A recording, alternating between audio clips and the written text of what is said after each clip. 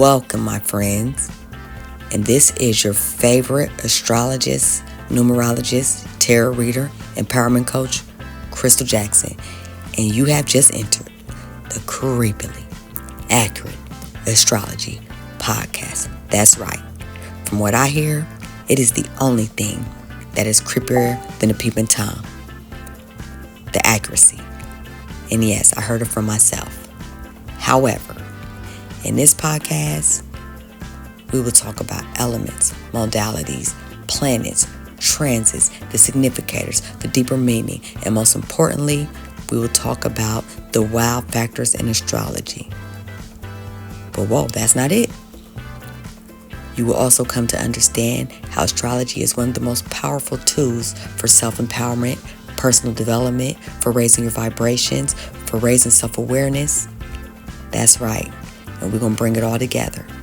All I need you to do is show up. Thank you for coming. Your time is valuable. And we're going to spend it wisely.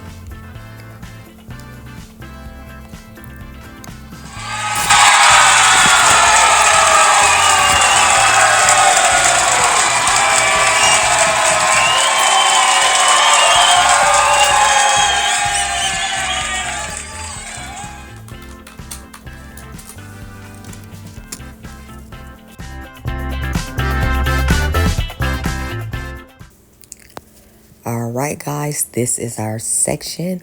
What's popping with the planets? What's popping with the planets? What's popping with the planets? Damn it. Okay. This is your girl, Crystal Jackson, your favorite host and astrologer.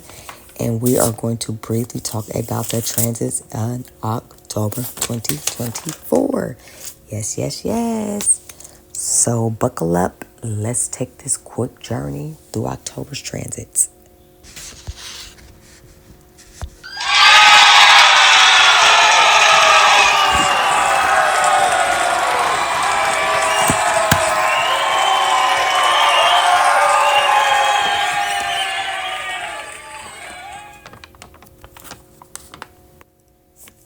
All right, my astro lovers, let's get it.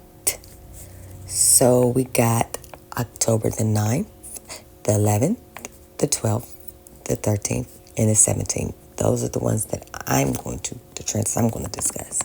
So we're going to talk about Jupiter retrograde Gemini, October the 9th. Then Pluto's going direct in Capricorn, October 11th. That's 17 degrees, I should mention. And then on the 12th, we're going to have Jupiter retrograde.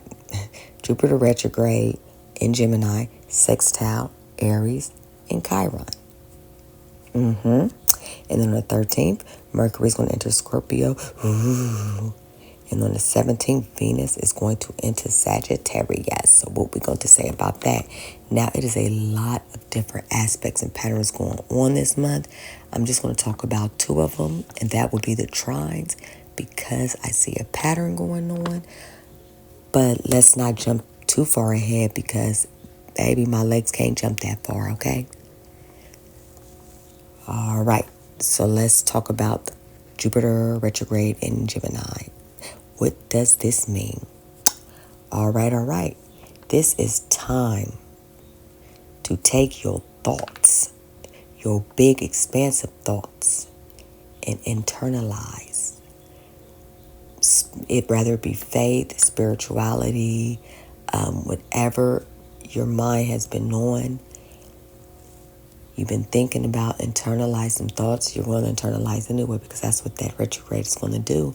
And apply it to your personal growth, your self-development. Something that you missed and you're going back to check. And it's something big.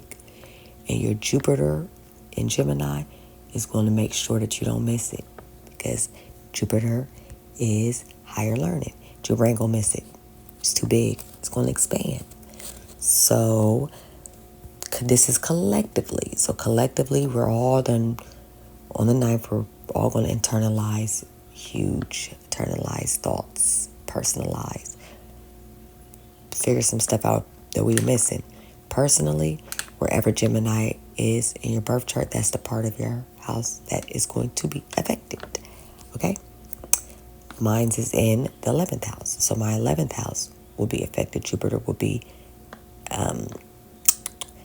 retrograde in my 11th house. So I'll be internalizing thoughts due to some friends, my aspirations, the community. Like, I'm internalizing what's going on. Did I miss something? That type of thing. Okay, moving on. So Pluto's going direct in Capricorn. We already know what Pluto was doing, what Pluto been doing. Pluto just coming back to finish his job because he wasn't finished. He just took a little break and went backwards, retrograde. So he's just coming back to continue to dig out the old, bring up the new, the lies, the he's just going to finish destroying and transform, rebirth to a new, all them government secrets and them puffy things, all them things going on. Yeah, Pluto ain't come to play. All right, so let's move to Jupiter in Gemini, retrograde, sextile, Aries, and Chiron. So a sextile is a harmonious aspect that brings two planets, two signs, to get their energy together in a harmonious way so you can see the good of both. And it just blends on together.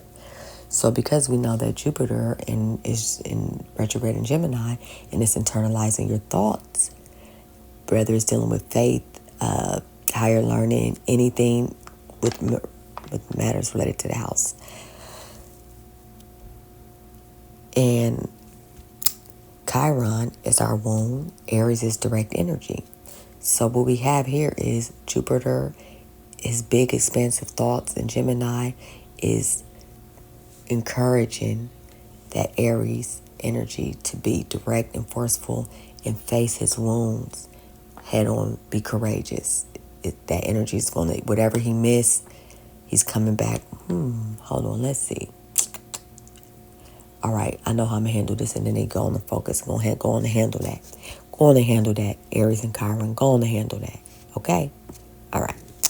So then we have Mercury enters Scorpio, who is the ingress, 0 degrees. Ingress means strong and the strongest energy. Whenever a planet is just a planet is just entering a sign, that's when you can feel it the strongest. So, my friends, wherever Scorpio is in your chart, you should feel Mercury coming in your birth chart. Period, poo. So, collectively, this is the 8th house, which calls for transformation, right? And Mercury is our thoughts. It's how we internalize thoughts, how we receive them, how we give them, how we think, how we communicate.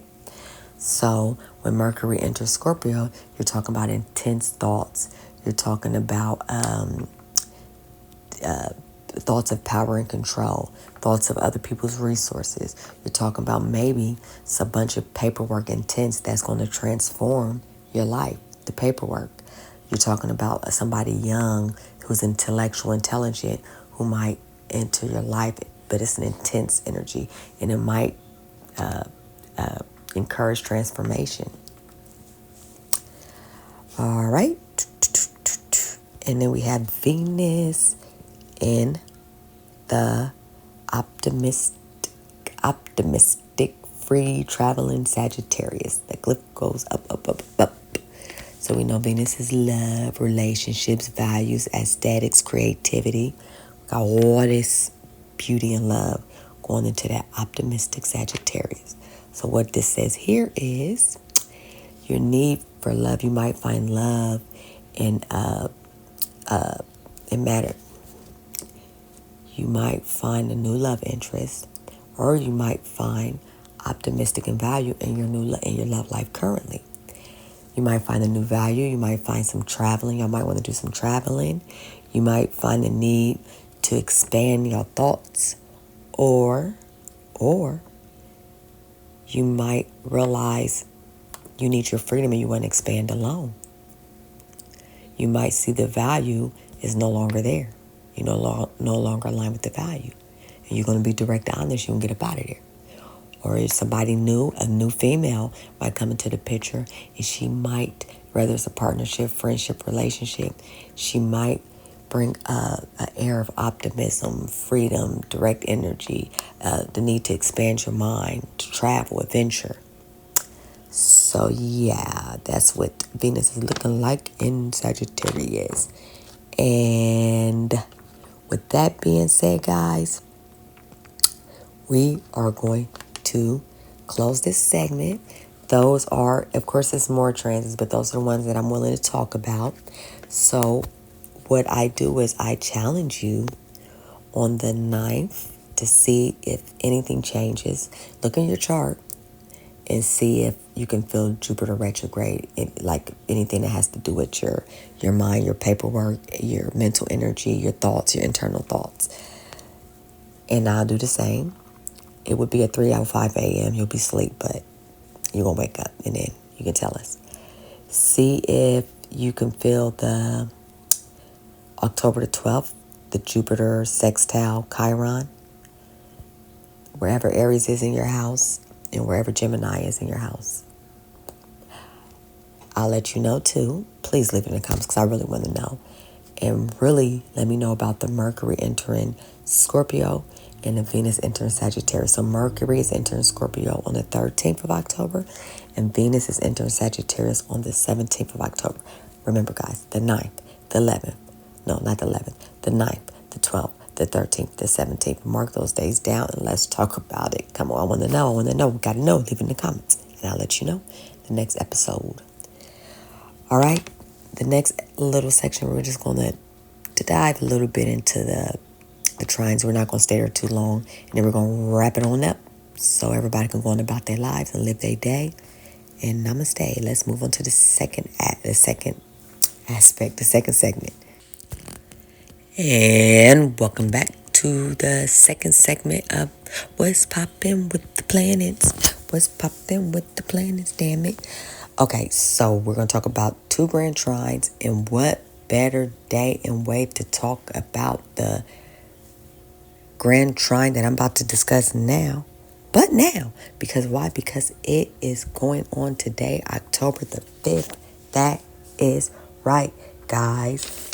So the grand trine that we are going to discuss is the Venus, the Mars, and the Saturn. That is the trine that is going on. Okay, I just want to say for the record, Venus is quite busy. So we should feel some of this energy today. If you guys do, let me know. Whenever you hear this, let me know if you felt October 5th. Because I'm sure I'm going to let y'all know the next episode. So this grand trine is made of the element of water. So we're dealing with matters of intuition, compassion, emotion, spirituality. All right. Okay, so we have Venus in the 8th house of Scorpio. We have Saturn in the 12th house of Pisces. And we have Mars in the 4th house of Cancer. This is all water, my friend. This is nothing but emotions and connections flowing, right? And the trine is positive energy. There's a positive opportunities coming together. Talents. You feel me? So what I see is dun, dun, dun, dun, dun, dun, dun, dun. All right, guys, the way I see it, it is a strong emotional connection between your house, your love life, and your spiritual lessons, okay? That energy at home, that Mars in Cancer, that is connecting with your emotional transformation and relationships and your wisdom and spirituality, your growth there. I feel like, because I've seen the other trend already, I feel like this Mars energy is setting the record. Like Mars being at home, he may be like focused on home, and he's usually not. Not Mars. Mars like to be everywhere. So him being focused like that is bringing all these changes through spirituality, through love, and things like that. So that's a good thing. When you're dealing with intense emotions, it's allowing like that Venus and Scorpio to let go of any jealousy, any control or fears in relationships, and it's applying in lessons in the spiritual aspect. So you've gained this through Saturn's discipline. You're focused on letting go of old patterns and allowing transformation to take place. So basically, this trine is very powerful, y'all. It has an emotional and a spiritual element to it. This shows that you are energetically focused on your home and security while also undergoing deep transformation in love and emotional connections. At the same time, Saturn in Pisces also ensures that you're learning valuable spiritual lessons and developing emotional maturity. So you're letting go of old negative habits, and this transformation is bringing you closer to a more secure and spiritual connected self. This is all water, guys. We're going to be feeling some emotions going on up in here, okay? Especially in the houses where you got everything going on at. Let me know. Let me know if you feel anything. Remember, look in your natal chart and see what sign that house is in your chart. And that is the house that it is going to affect. Okay? All right. Now let's talk about the last trine. Guess what element it is? You won't believe it. That's right. It is water again. Okay? It's time for us to get in touch with our emotions, friends, because it is flowing. That energy is there, and it is asking us to connect, get into our emotions. Step into your emotions, baby. Okay, this grand trine is on October 30th. It consists of Neptune and Pisces. Once again, 12th house, Pisces. Boom. Pisces is busy. You got Mars again in that 4th house. And then you have Mercury in Scorpio this time instead of Venus. So not Venus that busy, it's Scorpio. It's Scorpio, Cancer, and first of all Pisces that's very busy. But this Mars is even more busy because this Mars just keeps showing up. So that's the pattern I see. Mars look like it's persistent here. So again, we got Mars focusing at home. We got Pisces focusing on spirituality and compassion. We have Mercury focusing on transformation through thoughts and resources. And we have emotional, intentional, and sensitive connection here. So what we see here is almost like the same. You have I guess the difference is your Mars, your home energy is connecting emotionally through a spiritual compassion. With Pisces and Neptune, it's more of compassion as opposed to a lesson or karmic energy. And then you have your transformation through Mercury instead of Venus. So your mental thoughts are going through a transformation. Your logic is going through a transformation. And it's all connecting emotionally. So what you're thinking when it comes to other people's resources and transformation is emotionally entwined with the Mars energy and the Pisces spirituality in the other realm. So let's blend it together, my babies. So bringing it together, you have Neptune, Mars, Mercury. This is allowing for a deep transformative mental energy that works together. The Grand Trine is going to suggest that your spiritual awareness, your home, and your emotional security and mental transformation are all interconnected. So basically, in summary, it's an emotional, intuitive, and sensitive connection between your spiritual home, your family, and your mental transformation. And this is a time when you need to tap into your intuition. You need to trust your intuition, let it guide you. It is 9 times out of 10 going to guide you through changes that will affect your spirituality in a positive way, through creativity and your home life and your mindset through environmental transformation. And the emphasis you can on protection, like with Mars protection, is particularly of the home and emotional well-being. So I guess you're likely to use your spiritual intuitive insight to safeguard your inner and outer world while undergoing a powerful mental transformation that reshapes your understanding of power, control, and emotional depth. So check that house, y'all. Tell us how it go. That would be October the 3rd. See how that energy go. All right, guys, we're going to wrap this up. Wrap. And I hate to see you go. Don't you go. But I got to go. All right, guys. I am sending nothing but love, positive energy, and positive vibes your way. And hold up. Remember. No matter what you do, protect your energy like the Secret Service protected President, but not John F. K. And remember, your energy is very expensive. Be mindful how you spend it. And don't forget to go check out www.inspirevibrations.com, where I make handmade jewelry with my bare hands with intention to raise your vibration. Beautiful, handmade, unique energy put into these unique earrings and bracelets. I make all type of jewelry, all varieties. I do custom jewelry. I call myself the MacGyvery of earring making, but that's just me. Hey. But that's just me. Anyways, go check me out, y'all. I also got a promotion coming up where I'm doing chart interpretations, 15-minute interpretation for $5. A minimum. You can check out the website. The link is there if you want to do the pre-sign-up form.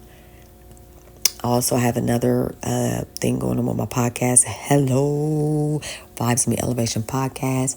That podcast is about inspiring tips, stories, motivation, your morning cup of joe, really. I am opening it up to guests. So go check out the website. Got the information there. If you want to sign up to be a guest, we would love to have it. Your story is important. And I love you. Namaste, and I'll see you on the next day.